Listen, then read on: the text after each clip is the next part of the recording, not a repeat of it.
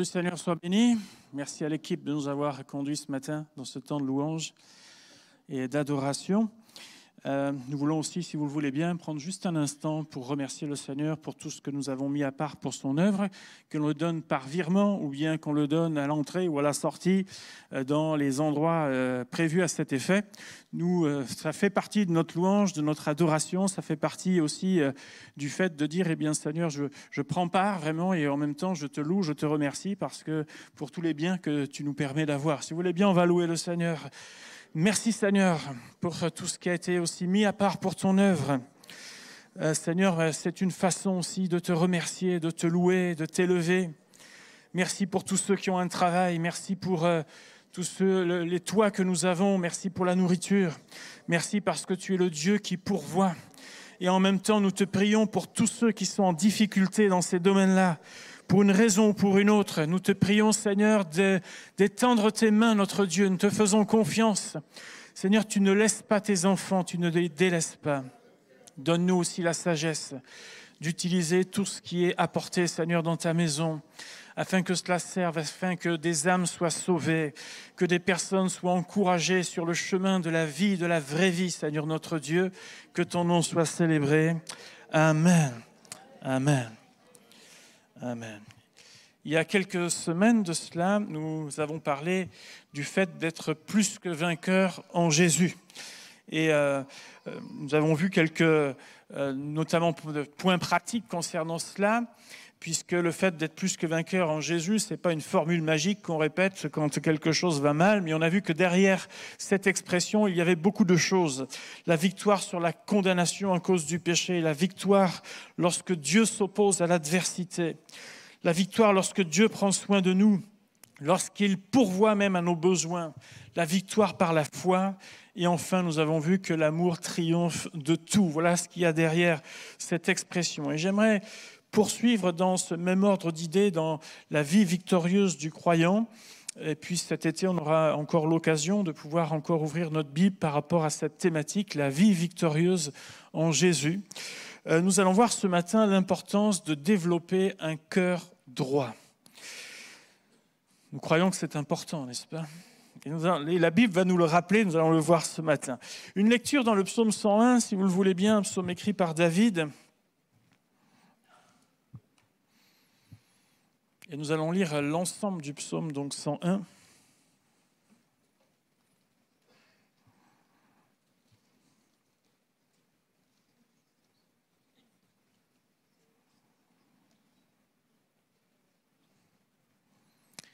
Voilà, vous l'avez trouvé. Je chanterai la bonté et la justice. C'est à toi, Éternel, que je chanterai. Je prendrai garde à la voie droite. Quand viendras-tu à moi ? Je marcherai dans l'intégrité de mon cœur au milieu de ma maison. Je ne mettrai rien de mauvais devant mes yeux. Je hais la conduite des pécheurs. Elle ne s'attachera pas à moi. Le cœur pervers s'éloignera de moi. Je ne veux pas connaître le méchant. Celui qui calomnie en secret son prochain, je l'anéantirai. Celui qui a des regards hautains et un cœur enflé, je ne le supporterai pas. J'aurai les yeux sur les fidèles du pays pour qu'ils demeurent auprès de moi. Celui qui marche dans une voie intègre sera mon serviteur. Celui qui se livre à la fraude n'habitera pas dans ma maison. Celui qui dit des mensonges ne subsistera pas en ma présence. Chaque matin, j'anéantirai tous les méchants du pays afin d'exterminer de la ville de l'Éternel tous ceux qui commettent l'iniquité. C'est un psaume assez radical, n'est-ce pas ?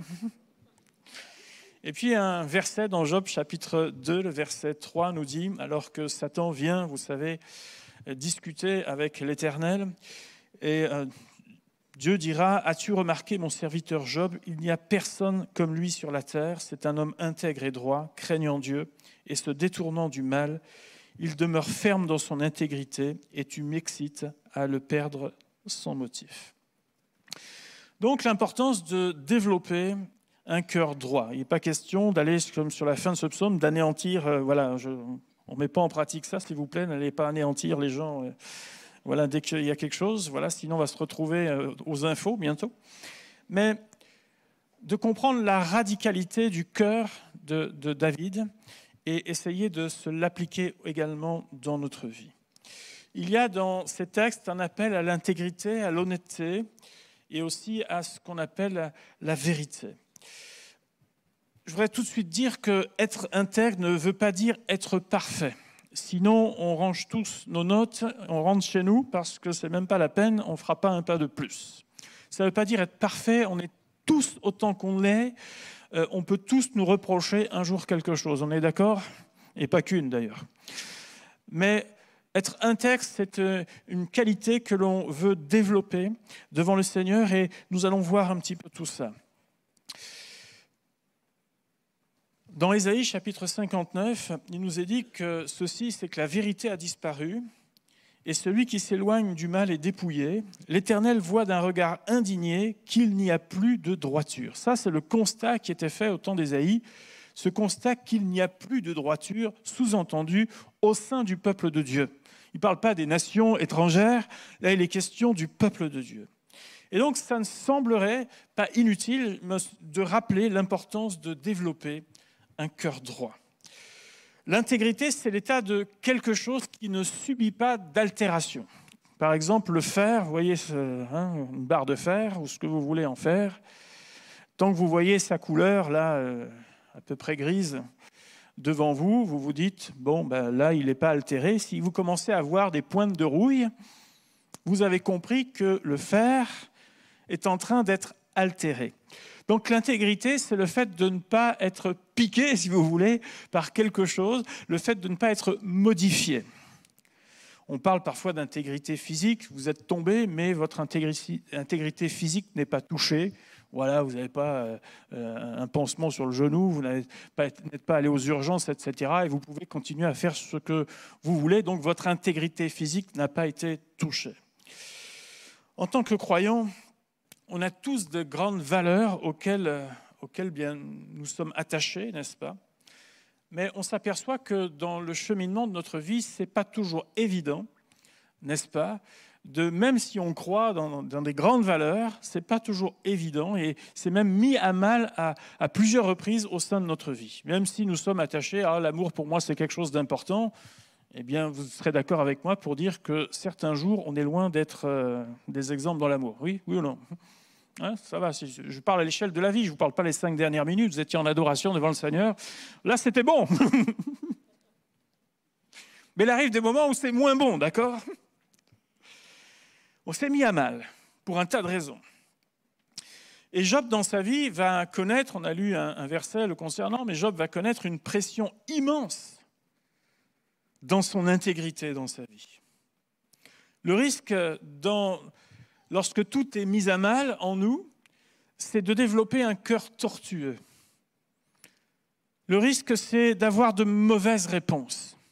Le risque, c'est d'aller vers de mauvais refuges. Le risque, c'est d'aller vers de mauvais comportements. Lorsque la difficulté arrive, ce qui compte réellement, c'est notre manière de l'aborder.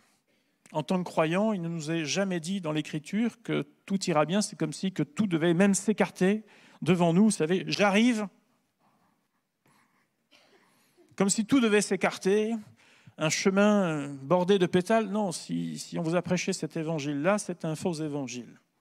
Maintenant, ça ne veut pas dire non plus qu'on doit être dans la galère toute la vie, d'accord? Mais il pleut sur les justes, il pleut sur les injustes, sur les bons comme sur les méchants.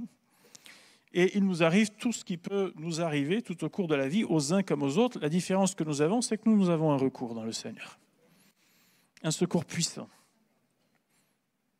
qui n'agit pas toujours comme nous on aimerait qu'il agisse, mais il agit, en son temps. Et chaque situation est pour lui l'occasion même de travailler notre cœur, de pouvoir encore aiguiser ce qui est en nous. C'est encore l'occasion pour lui de pouvoir nous aider à aller plus dans la profondeur de ses voies. Il nous a dit de Job qu'il n'y a personne comme lui sur la terre, un homme intègre et droit, craignant Dieu et se détournant du mal, il demeure ferme dans son intégrité. L'apôtre Paul parlera notamment du fait de tenir ferme et d'avoir, vous savez, la vérité comme ceinture. La vérité, c'est une vraie force devant la tentation, devant même les difficultés, les problèmes que nous avons à gérer. La vérité nous aide à tenir debout. Et quand Job va vivre toutes ces péripéties, son lot de souffrances, et il en a eu, permettez-moi de ne pas rappeler tout ce qu'il a dû subir, mais il a certainement eu l'impression, à un moment donné, qu'il n'en verrait jamais le bout. Quand est-ce que ça va s'arrêter ? Il a même dû se dire à certains moments, dans certaines périodes où peut-être il a été un peu plus découragé que d'autres, mais que même ceux qui m'entourent, au final, ils doivent même avoir raison. Peut-être même qu'ils ont raison dans ce qu'ils disent. Mais Dieu va lui dire, vers la fin de ce livre, au chapitre 38, « Saint terrain comme un vaillant homme ». Saint terrain, la vérité pour ceinture. Autrement dit, l'Éternel va lui dire, « Job, retrouve ta force. Retrouve ce qui fait ta force, la vérité, la droiture. » Il a dû être honnête devant le Seigneur et se dire que même si, bien sûr, Dieu savait tout ce qui pouvait se passer dans sa tête, tout ce qui pouvait se passer dans son cœur, les différentes phases dans lesquelles il était, mais le fait que Dieu lui parle de cette manière l'a certainement aidé à entrer dans une dimension avec lui qu'il n'avait encore jamais connue jusque-là. Saint terrain, retrouve ta force, avance, Job. À l'inverse, l'hypocrisie, le cœur double nous affaiblit et nous devenons une proie même très facile pour l'adversaire. Vous vous souvenez d'Adam, dans son extrême courage, qui a dit c'est pas moi, hein. C'est... Et puis on continue la chaîne, quoi. Vous voyez, elle dit non, attendez. On a eu là un couple de courageux extraordinaires, n'est-ce pas, devant la situation qui était la leur. Mais quelqu'un a écrit, je n'ai pas retrouvé l'auteur, mais la meilleure arme de persuasion que tu possèdes dans ton arsenal, c'est l'intégrité. L'intégrité. Job, c'est le choix dans sa vie de l'honnêteté, c'est le choix de l'intégrité, c'est aussi le choix de la droiture de cœur. Et l'Écriture nous parle du résultat, du fruit de ceux qui marchent dans l'intégrité. Elle nous dit dans Proverbe 28 que les hommes intègres héritent le bonheur. Et la joie, c'est quelque chose, je ne sais pas, mais j'ai l'impression que ça s'envole un peu. Mes amis, en tant qu'enfants de Dieu, on devrait être les gens les plus heureux de la terre, n'est-ce pas ? On devrait être ceux qui, vraiment, quand on tourne vers lui les regards, nous dit la Bible, on est rayonnant de joie. Bien aimé, même au milieu parfois de certaines choses qui nous contrarient, lorsqu'on tourne vers lui les regards, nous devrions aussi nous dire « Oui, Seigneur ». Ça me redonne non seulement du baume au cœur, mais ça me redonne la joie parce que je sais que tout ne se joue pas là, parce qu'il y a bien d'autres choses plus importantes qui se jouent, comme l'éternité, et moi je sais où je vais. Et ça, on ne me l'enlèvera pas. Ça, je sais où je vais avec mon Sauveur et mon Seigneur, et ça réjouit mon cœur, quelles que soient les circonstances. Le bonheur. De Samuel, chapitre 22, nous dit que ça nous donne même une réponse de Dieu. Avec celui qui est bon, tu te montres bon. Avec l'homme droit, tu agis selon sa droiture. Ça laisse entendre que Dieu peut avoir différentes réponses en fonction de l'état de notre cœur. Si tu es intègre et droit, le Seigneur va avoir une réponse pour toi. Mais si on est tortueux, l'Éternel va avoir une autre réponse pour toi. Ça laisse entendre ça. Le soutien de Dieu, tu m'as soutenu, psaume 41, à cause de mon intégrité. Le secours de Dieu, le soutien de Dieu. Proverbe 2 nous dit qu'il tient en réserve le salut pour les hommes droits, un bouclier pour ceux qui marchent dans l'intégrité, la protection de Dieu. Et puis, Proverbe 20 encore, on ne va pas tous les faire, mais juste pour voir quand même le fruit de l'intégrité. C'est que le juste marche dans son intégrité, heureux ses enfants après lui. C'est-à-dire que celui ou celle qui marche dans l'intégrité, il y a toute une influence vis-à-vis de la génération à venir. Quelque chose que l'on transmet, qui est bon pour ceux qui suivent, pour ceux qui sont dans le sillage, pour ceux que l'on peut côtoyer. Heureux ses enfants après lui. Dans le psaume 101, vous avez remarqué que David va avoir beaucoup de détermination. C'est un homme qui a connu, vous le savez, beaucoup d'expérience dans sa vie. Il a connu Goliath, il a connu la conduite de l'armée avec toutes ses batailles, toutes ses victoires, une difficile accession au trône, où là, vous le savez aussi, il a gardé son cœur vis-à-vis de Saül, il n'a pas voulu, il n'a pas souhaité mettre la main sur Saül en disant, autrement dit, ce n'est pas mon affaire, c'est à Dieu de régler ça, ce n'est pas à moi. Et il a eu, on pourrait dire, tout un parcours exceptionnel. Et on s'aperçoit que dans ce psaume, alors qu'il est roi, on ne sait pas depuis combien de temps, il a besoin à nouveau de faire preuve de détermination. On ressent que ce n'est pas ces années passées qui sont en train de l'aider là aujourd'hui, mais on ressent qu'il a quelque chose à faire. Il a certainement une certaine nonchalance, peut-être un certain laisser-aller depuis quelque temps,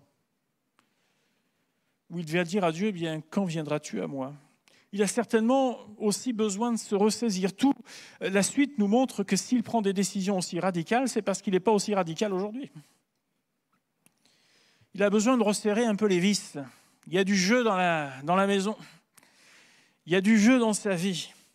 Il a besoin de revenir à quelques fondamentaux.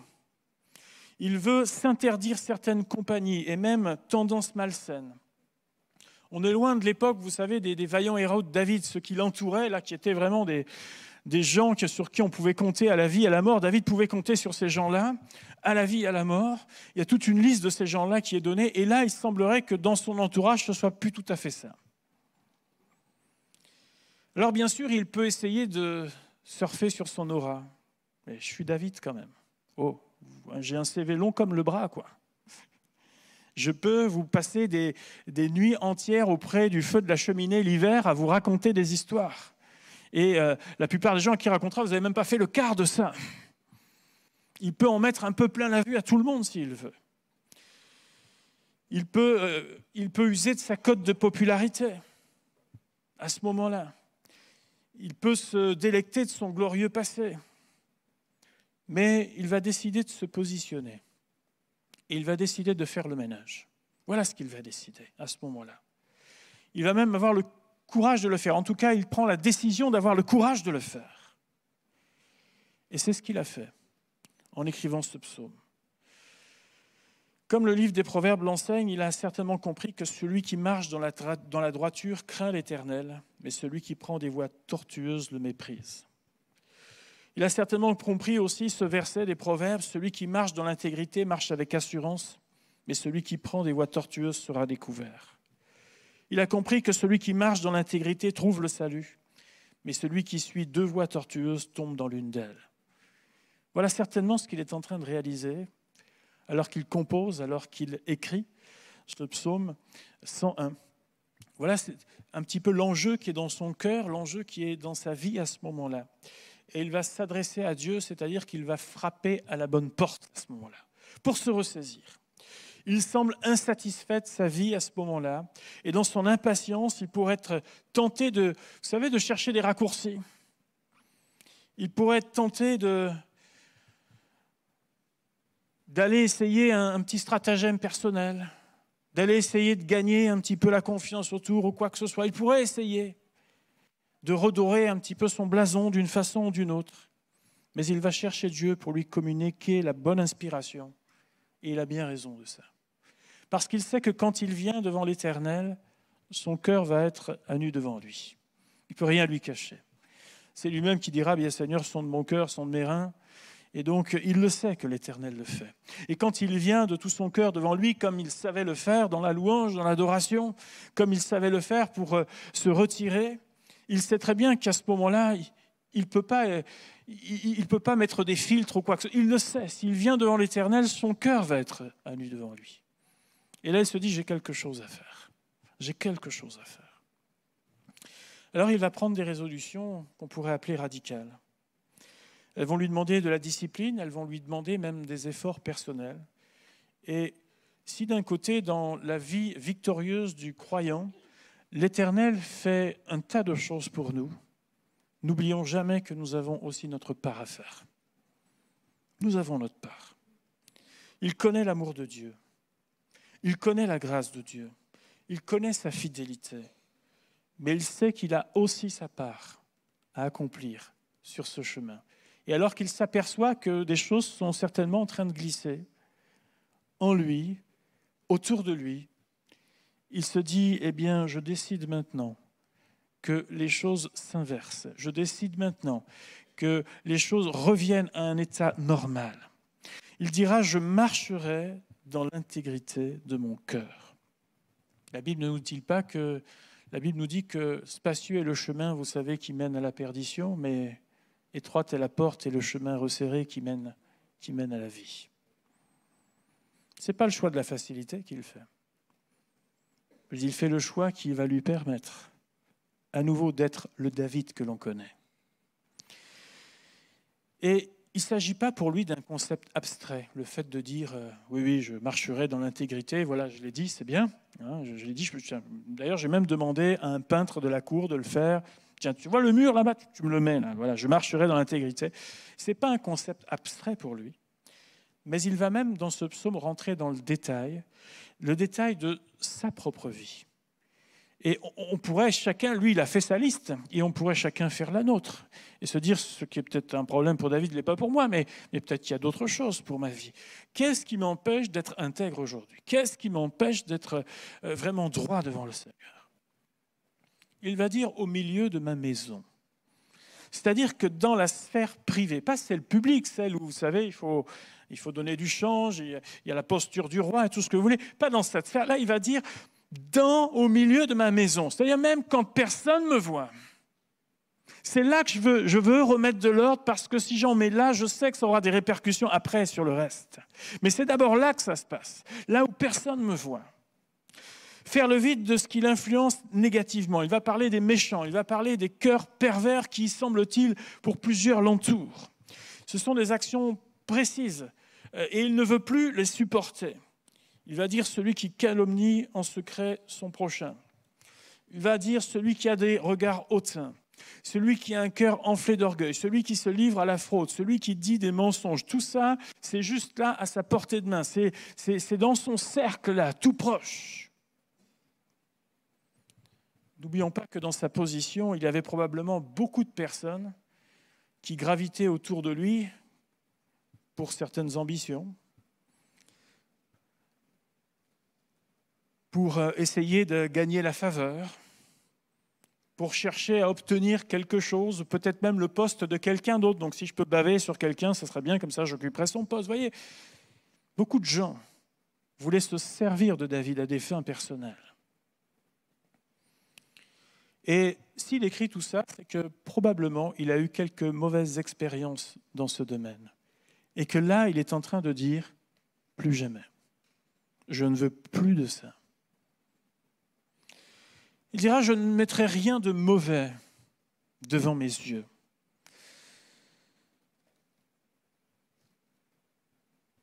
Le regard, on prête une attention, vous savez, particulière au travers du regard. Mais aujourd'hui, je me demande même s'il faut encore mettre les choses devant nos yeux, parce qu'elles arrivent devant nos yeux, elles arrivent dans nos oreilles. On est saturé d'images, on est saturé d'infos, on est saturé de choses et d'autres, et par tous les moyens possibles et inimaginables que vous connaissez, à tel point que c'est compliqué même de suivre. Voilà. Et puis, on est en train de trier l'information en permanence, c'est comme ça. Mais là encore, vous êtes d'accord avec moi que dans tout ce qu'on voit, dans tout ce qu'on entend, tout n'édifie pas, et même loin de là, n'est-ce pas? Et un tri s'impose. Un tri s'impose devant nos yeux, un tri s'impose dans ce qu'on accepte d'ingurgiter au travers de nos oreilles. Un tri s'impose dans le choix, parfois même de conversation. David dira, mais moi, même celui qui est là, je l'arrête, quoi. Voilà ce qu'il dit. Alors là, il emploie même un mot plus fort. Hein. C'est comme s'il lui dit, je lui coupe le clapet, quoi. Voilà, je l'arrête. Je l'arrête parce que ça ne m'intéresse pas. Il ira jusque-là.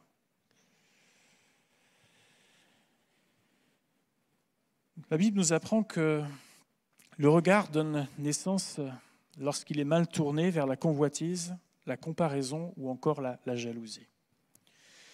Elle nous dit que l'œil est la lampe du corps. Et si ton œil est en bon état, tout ton corps sera éclairé. Mais si ton œil est en mauvais état, tout ton corps sera dans les ténèbres.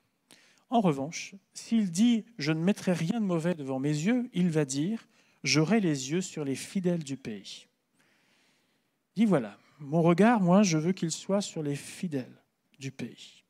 C'est-à-dire que c'est un regard qui se projette. Il ne s'agit pas de regarder ses pieds, il ne s'agit pas de regarder derrière, il s'agit d'avoir un regard qui se projette. Vous savez ce que nous dit la Bible ? Je lève les yeux vers les montagnes, d'où me viendra le secours ? Le secours me vient de l'Éternel qui a fait les cieux et la terre. Psaume 121. Je lève les yeux vers les montagnes. Il veut se rapprocher de ceux qui sont dignes de confiance. Et dire, je délaisse certaines compagnies pour aller en chercher d'autres. Il ne cherche pas à s'isoler, il ne cherche pas à dire, je vais être tout seul sur mon île. Il ne dit pas qu'il n'y a que des gens mauvais non plus, parce qu'en entendre quelques-uns, parfois on a l'impression qu'il n'y a qu'eux qui sont bons, quoi. Non, il y a des gens bien, et merci Seigneur pour ces gens bien que l'on voit, que l'on croise. Mais on sait aussi que parfois, il y a des gens avec qui c'est dur de passer du temps. C'est dur. Pour nous, c'est apprendre à résister à la pression de tout le monde le fait. Et comme tout le monde le fait, pourquoi je ne le ferai pas non plus ? Paul dira aux Romains, ne vous conformez pas au siècle présent. Alors parfois, pour bien passer, on va essayer de sauver la face par un petit mensonge. C'est juste un petit, quoi. Voilà, je ne sais pas pourquoi on dit petit, d'ailleurs. C'est pour le minimiser, certainement. Voilà, mais c'est un petit, voilà. D'ailleurs, il est tellement petit que voilà, même Dieu n'a pas dû l'entendre. Voilà. On va chercher pour faire des petits profits personnels, à faire de la magouille, quoi. Ouais. Et c'est pareil, c'est petit à côté de ce que font les gens. Attendez, je n'ai pas dévalisé une banque quand même. Mais non, c'est petit. Oui, c'est petit. Pour bien passer, on aura un double langage. Alors si je suis avec toi, tu as besoin d'entendre quoi ? Alors attends, je te donne la version que tu as envie d'entendre, puis à vous, attendez, c'est différent. Je vous donne cette version-là, et puis vous, là, vous en aurez une troisième. Voilà. C'est ce qu'on appelle avoir un double, triple langage, si vous voulez.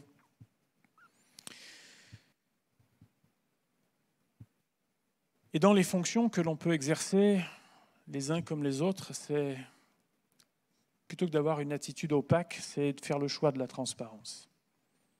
Être prêt à rendre des comptes à tout moment. Quelqu'un qui a cette attitude-là, ça veut dire qu'elle n'a rien à se reprocher. Quand bien même il y aura une erreur, ok, j'ai fait une erreur, c'est bon. C'est bon. Mais la transparence, c'est ne pas, vous savez, opaque. Ésaïe 28, si d'un côté on a vu tout à l'heure qu'il y avait un texte qui disait qu'au sein du peuple de Dieu, la droiture ne se trouvait plus, Ésaïe 28 dit « Je ferai de la droiture une règle et de la justice un niveau. Et la grêle emportera le refuge de la fausseté et les eaux inonderont l'abri du mensonge. » Quand on voit que la grêle emportera le refuge, vous avez vu encore ces dernières pluies là, qui sont tombées encore en Espagne, là, je ne sais pas si vous avez vu. Quelques minutes de pluie, évidemment, ce n'était pas un petit quelque chose. Hein. Et puis, on voit, mais tout est ravagé, tout est emporté en quelques minutes.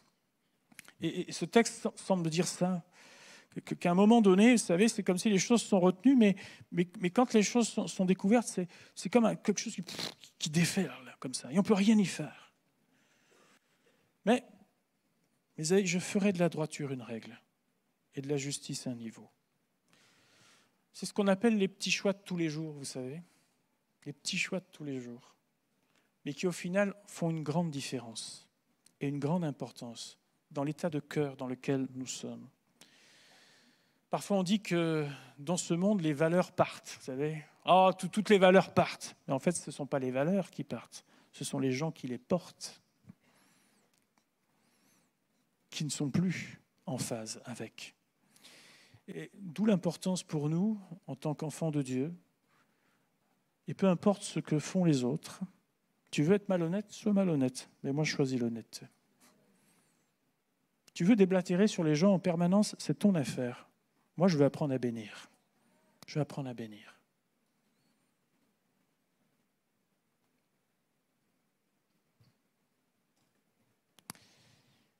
Cela permet de pouvoir continuer à marcher avec l'Éternel.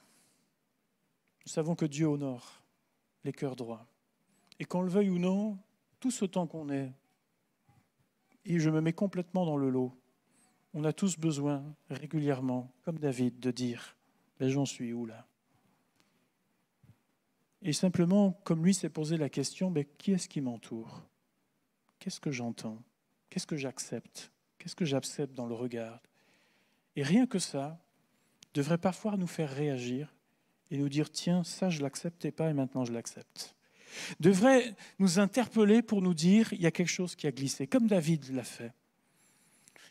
Et notre beau passé, nos beaux témoignages, notre belle vie, nos belles victoires du passé ne nous dédouanent pas concernant le présent. Et devrait encore nous aider à nous dire « eh bien Seigneur, devant toi, je sais que j'ai besoin de travailler sur ça.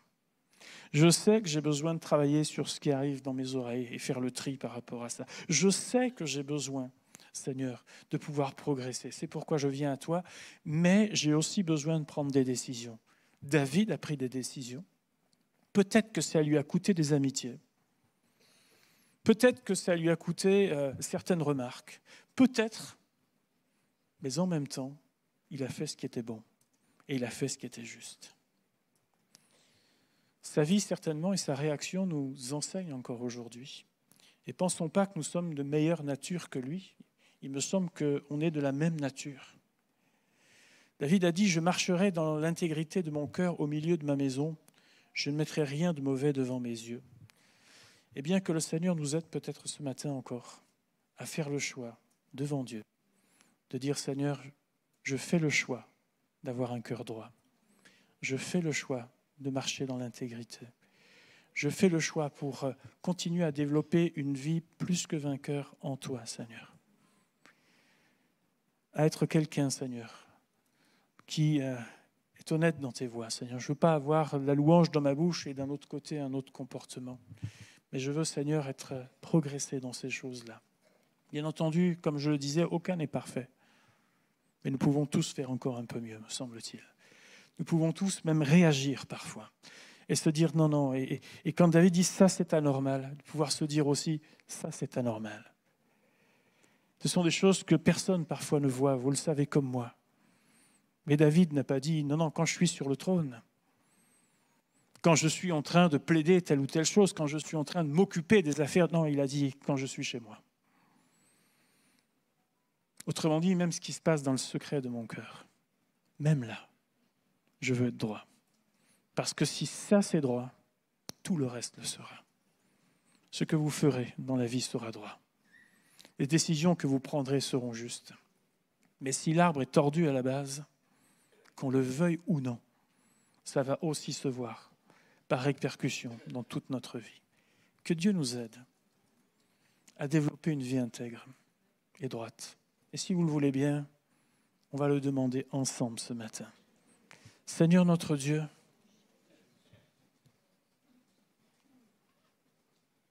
nous désirons tellement avoir une vie de victoire et tellement te connaître plus et connaître la puissance de ta résurrection.